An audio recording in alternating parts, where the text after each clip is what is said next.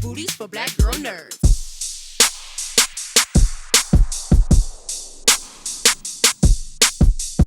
Hi, Jamie. Jake, hi Peter. Thanks so much for taking the time to speak with me. Appreciate it.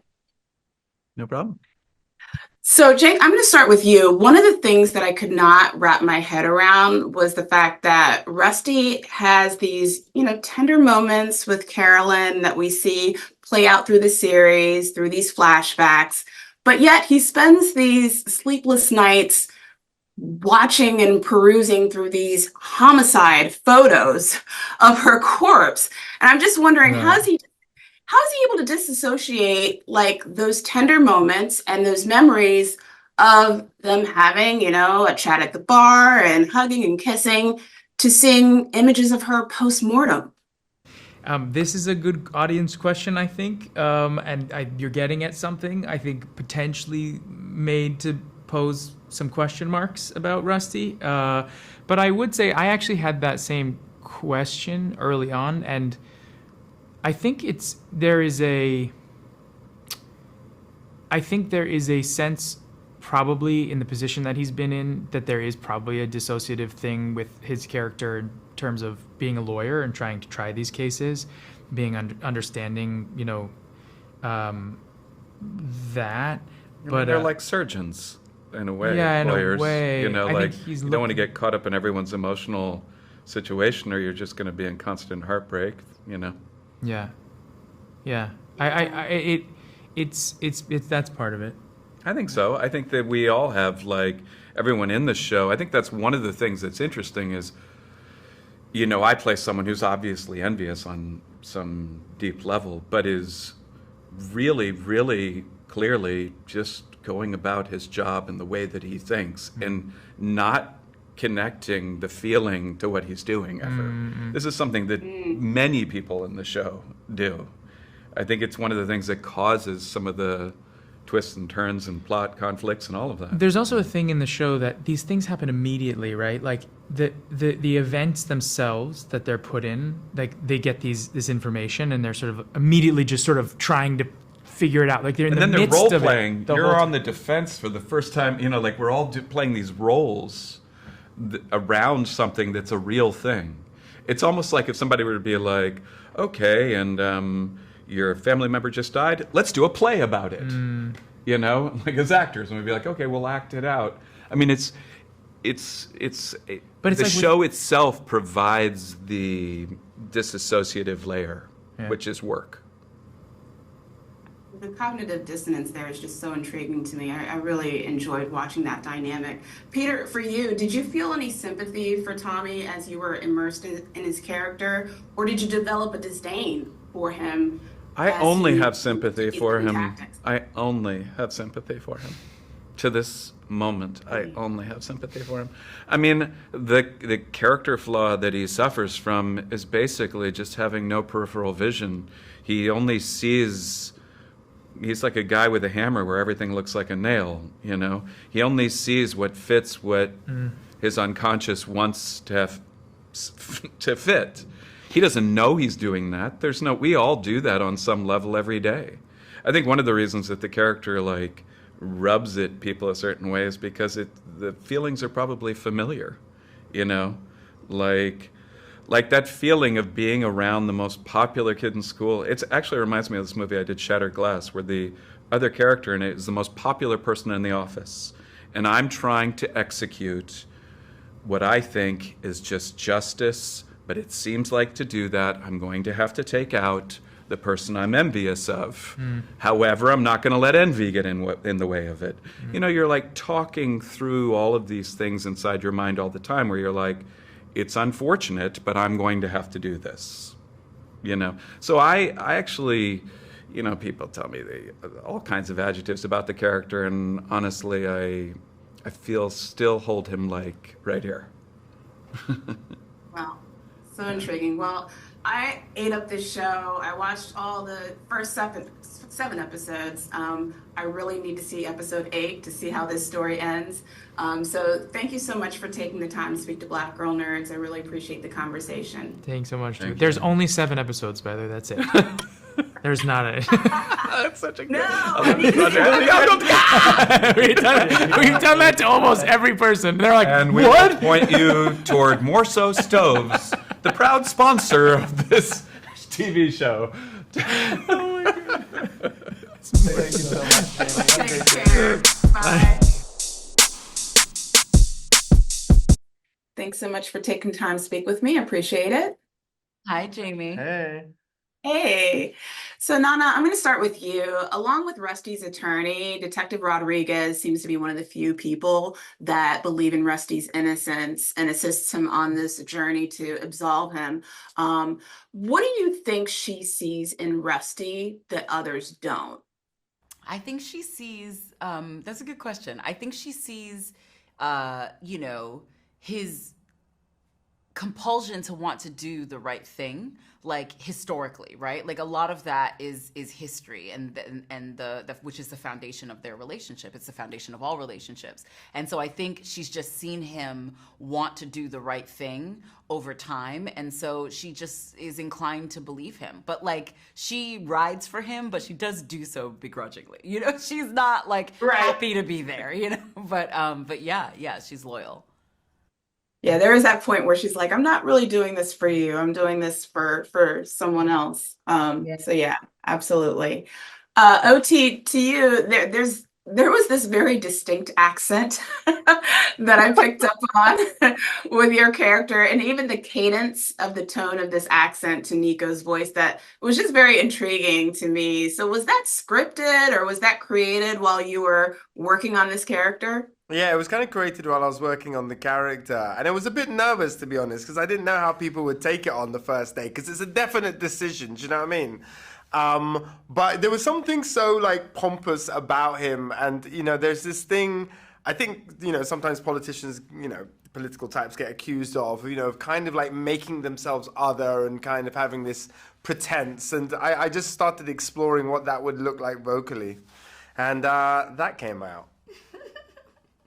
I loved it. It was very distinct. Thanks. Nana, there's something about not being believed and how it really makes you feel disconnected from the world. What do you think is worse, not being believed by a bunch of anonymous people, or being believed but being rejected by those who care about you, who know you, because they're still swayed by public opinion? Ooh. That's a good one. He's like, I'm glad I don't have to answer that. I would say I'm very much like community-minded, village-minded. I could care less what people outside the village think, but if my village, for some reason, is calling into question my ability to tell the truth, my ability to kind of be a person of good moral standing, that I find way more devastating than what strangers think. Good answer. Yeah, I agree with that as well. OT, throughout the series, Nico Della Guardia, he kind of second guesses, or he really does. He second guesses a lot of Tommy's actions, yet he still lets him slide on a lot of things. Why do you think he allows Tommy to get away with so much? I think from Nico's perspective, when managing people, you have to draw a thin line between not breaking them, not completely undermining them, because then you could lose everything. And so he has to walk this tightrope of both empowering him to do the best job he can, and then like restraining him so he doesn't destroy everything. And actually, he's got good reason to think that Tommy has excellence in him, and it's kind of Nico's job to irk it out. Yeah. The dynamic between those two is just so fun and entertaining to watch on the screen. It was entertaining to do. Nana, is there a scene or a moment that still resonates with you? Oh, I mean, we spent a lot of days in that courtroom. I would say the courtroom, the courtroom scenes were just, and if you want to say the scene with me, it's fine. Like, you won't embarrass me. You can just say it. My scenes with OT. Go on. But I don't want to put words in your mouth. Yes. The whole cast, for the most part, was present in those courtroom scenes, which was also great because like a lot of times we were in like little pockets, and like but the courtroom scenes were like where we all got Noma. OT, Jake, you know, Gabby, like everyone, we got to be together like in those courtroom scenes, which I felt like, again, like a lot of us are theater people. And so that was kind of like the part where it felt like, you know, it felt like theater. And OT has brought up that a courtroom is a theater as well. And so like we all got to kind of have this camaraderie and stuff like that. So that was really lovely. That was probably my favorite day, the day in which I took the stand. Courtroom dramas are the best dramas, in my opinion, and this show just did it for me. I binged all this. They gave us 7 episodes to screen, binged them all. A little upset that I don't get to see how it ends because it's an 8-episode season. So I cannot wait to see what we end up finding out, the journey of all of these characters, where it ends. Thank you, Nana. Thank you, OT, so much for taking the time to speak to Black Girl Nerds. I really appreciate the conversation. Thank you. Take care. You too. Bye. Hi, Jamie. How are you? I'm good. Thanks so much for asking. I appreciate you taking the time to speak with me today. Sure. I really enjoyed this series, and I'm a little upset that they held us off from watching episode 8. Yeah, they haven't let me watch it either. Really? I'm like, I need to know. But one of the things that was very interesting is these jarring images of the character of Carolyn. We see her in these very intimate moments with Rusty, but yet we also see these very tragic and very traumatic looking images of her post-mortem. I can't even speak. So what was the thinking behind splicing those images of her having these very, beautiful, tender moments with Rusty to seeing her homicide photos? Because we see this throughout each of these episodes. Yeah.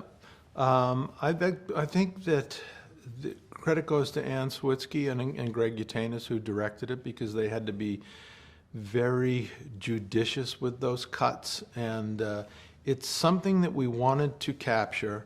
Obviously, the horror, the gruesome horror of the way she died, plus with the carnal attraction that Rusty had for her, but also her own vulnerability that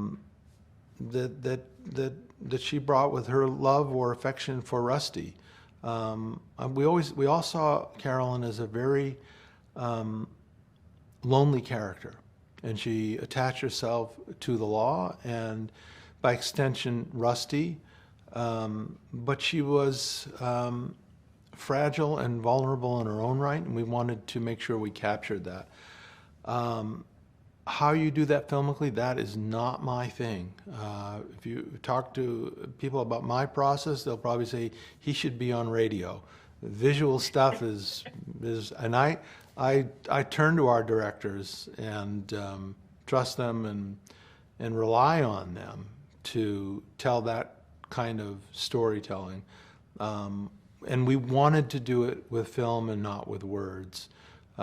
We wanted to do the love story between Rusty and Carolyn a lot, or more with film than with words, because it was about the compulsion that both of those characters had for each other. I'm not sure either of them would be able to truly articulate it. It was primal, and they surrendered to it, and we wanted to capture that surrender with picture and not words. I don't know if that answered your question, but yeah, we were all very, very, and it's a little bit of a taste testing, because this stuff we took out. Oh, it's gone too far here, and is that too much? And it's finding that right balance. It really resonated with me. So great job to you and your team for going down that path creatively with telling the story. We had terrific editors too. We had one of our lead editor, Ben Lester. All the editors were great on the show, but he set the template for that. Indeed. The series takes a slightly different direction than the Harrison Ford 1990 film of the same name. Was it always intentional to have the series have its own identity, yet still remain true to the source material? Yes. I mean, we knew it would have to be different. But I also wanted to be loyal to that underlying IP. I'm a huge Scott Turow fan in general, and I love this book. So the last thing I was going to do is get a hold of this book and mess it up. I think that the characters were well drawn in the book. The legal plotting was as well. So the goal for me and Mickey and Shar and the writing was to be true to it, but we knew we had to offer up,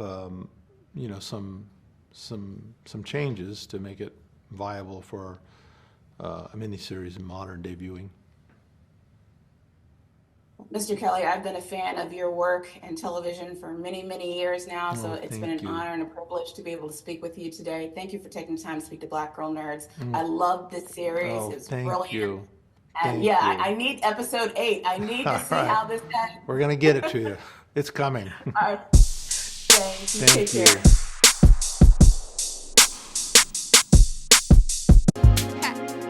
Better shake your booties for Black Girl Nerds. Better shake your booties for Black Girl Nerds.